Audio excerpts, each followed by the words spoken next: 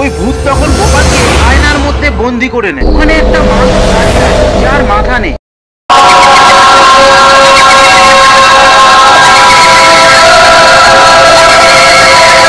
গোপাল আর রিমার কিছুদিন হলো বিয়ে হয়েছে। গোপালের বাবা নিপেন পাল গোপাল আর রিমার থাকার জন্য একটা বাড়ি দেয়, যেটা দেখতে খুব সুন্দর কিন্তু আবার অতটাই ভয়ঙ্কর। যখন গোপাল আর রিমা ওই বাড়িতে থাকতে শুরু করে তখন থেকে ওদের সঙ্গে ভুতুড়ে ঘটনা ঘটতে থাকে। একদিন সকালে যখন রিমা ফুল গাছে জল দিচ্ছিল তখনই, কি সুন্দর এই ফুলগুলো, বাবা খুব সুন্দর বাড়ি দিয়েছে আমাদের থাকার জন্য।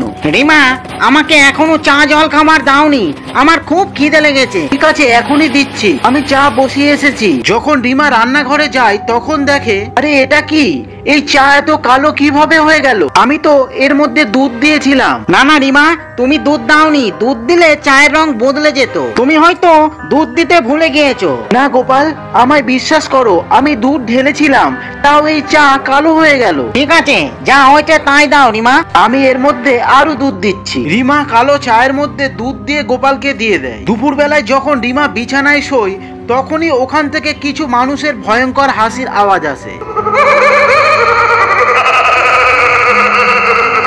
আর ওই আওয়াজে রিমা উঠে পড়ে। এইরকম আওয়াজ কোথা থেকে আসছে? রিমা তখন বাইরে যায়, আর বাইরে যেতেই দেখে ওখানে একটা মানুষ দাঁড়িয়ে আছে যার মাথা নেই। এই দেখে রিমা দৌড়াতে দৌড়াতে নিজের ঘরে চলে আসে, আর তখনই ওখানে গোপাল চলে আসে। রিমা, কি হয়েছে তোমার, এত কাঁপছো কেন? এখনই আমি বাইরে একটা মানুষ দেখেছি যার মাথা নেই, সারা শরীরে রক্ত ঝরছে। কি বলছো রিমা? এখনই আমি বাইরে থেকে আসলাম, আমি তো কাউকে দেখতে পেলাম না। আরো বেশি করে ভূতের বই দেখো, ভূতের বই দেখলে এইরকমই হবে। আমি ভূতের বই দেখে এইরকম করছি না, আমার কথা বিশ্বাস করো, আমি কেন তোমায় মিথ্যে কথা বলবো? রিমা, এইসব তোমার মনের ভুল, আমাদের এত সুন্দর বাড়িটাকে ভুতুরে বাড়ি বানিও না। তখন গোপাল ওখান থেকে চলে যায়। রিমা ভয়ের কারণে কোনো কাজ করতে পারে না, এর জন্য গোপাল একটা কাজের লোক নিয়ে আসে যে ওদের সব কাজ করবে। ওর নাম রাধা। রাধা, চলো, আমি চাউমিন বানিয়েছি, এখন আমরা চাউমিন খাবো। না ম্যাম, আমি কি করে খেতে পারি? কেন, চলো আমাদের সঙ্গে খাবে। আপনি আর স্যার খুব ভালো মানুষ। একদিন রাধা ঘর পরিষ্কার করার সময় দেখে একটা আলমারির মধ্যে একটা কঙ্কাল ঝুলছে, আর রাধা ওই কঙ্কাল দেখে খুব ভয় পেয়ে যায়। আরে এখানে কঙ্কাল কিভাবে আসলো? ম্যাম ম্যাম ম্যাম, কি হলো রাধা? ভিতরের ঘরে একটা কঙ্কাল। কি? স্যার, আমি নিজের চোখে দেখেছি। তখন গোপাল আর রিমা ওই ঘরে যায়, কিন্তু ওখান থেকে ওই আলমারি অদৃশ্য হয়ে যায়। এই দেখে তিনজনাই ভয় পেয়ে যায়। কি, এই আলমারি তো এখানেই ছিল, কি করে গায়েব হয়ে গেল? আমায় বিশ্বাস করুন স্যার। হ্যাঁ রাধা, আমি তোমায় বিশ্বাস করছি, কেননা কিছুদিন হলো আমার সঙ্গেও এইরকম হয়েছে। চুপ করো তোমরা দুজনা। রিমা, আমি তোমায় বলেছিলাম না এইসব ফালতু চিন্তা মাথায় আনবে না, তোমাদের সব উল্টো পাল্টা চিন্তা। গোপাল ওদের কথা বিশ্বাস করছিল না। রিমা ম্যাম, আপনি তো আমার কথা বিশ্বাস করছেন, এই বাড়িতে কিছু তো আছে। হ্যাঁ রাধা, আমারও তাই মনে হয়। রিমা ম্যাম, আমি একটা তান্ত্রিক বাবাকে জানি, ওর কাছে যাব আর ওর সঙ্গে কথা বলবো। রাধা, ঠিক বলেছো তুমি। পরের দিন রাধা কাজেই আসে না। গোপাল, কোথায় গেল রাধা? রাধার কিছু হয়নি তো? রাধা আজকে কাজেই আসলো না, ওর কোথাও কোনো কাজ আছে হয়তো, এর জন্য আসেনি।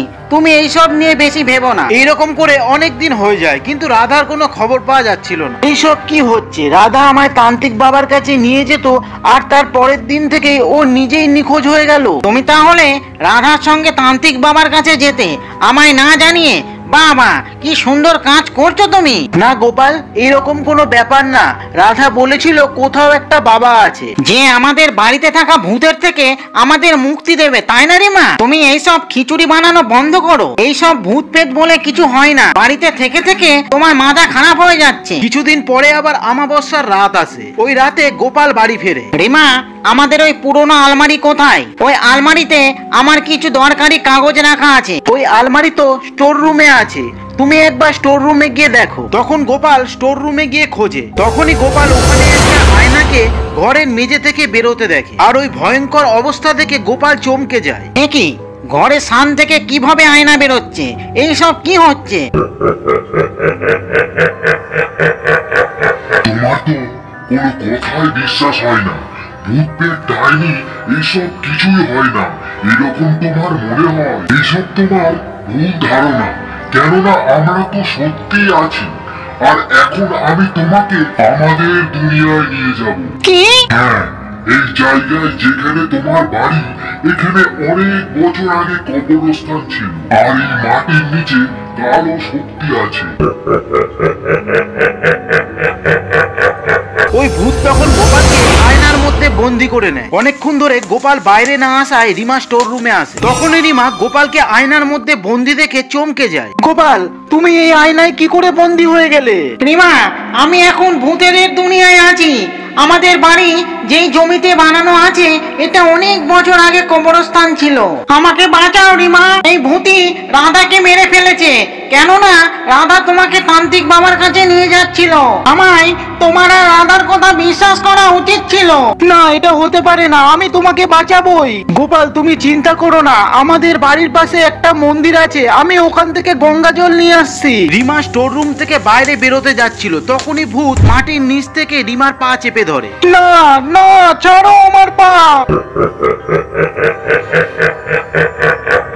জয় শঙ্কর মোচক হনুমান কি জয়, জয় শঙ্কর মোচক হনুমান কি জয়, জয় শঙ্কর মোচক হনুমান কি জয়। হনুমানজির নাম নিতেই ভূতের ওই হাতে আগুন ধরে যায়। তখনই রিমা গঙ্গা জল নিয়ে এসে ঘরের সব দিকে ছিটিয়ে দেয়, আর তখনই ওই বাড়ির সব কালো শক্তিতে আগুন ধরে যায়। আর গোপালও ওই ভূতের আয়না থেকে বাইরে বেরিয়ে আসে। তখন গোপাল আর রিমা ওই বাড়ি ছেড়ে অন্য বাড়িতে চলে আসে।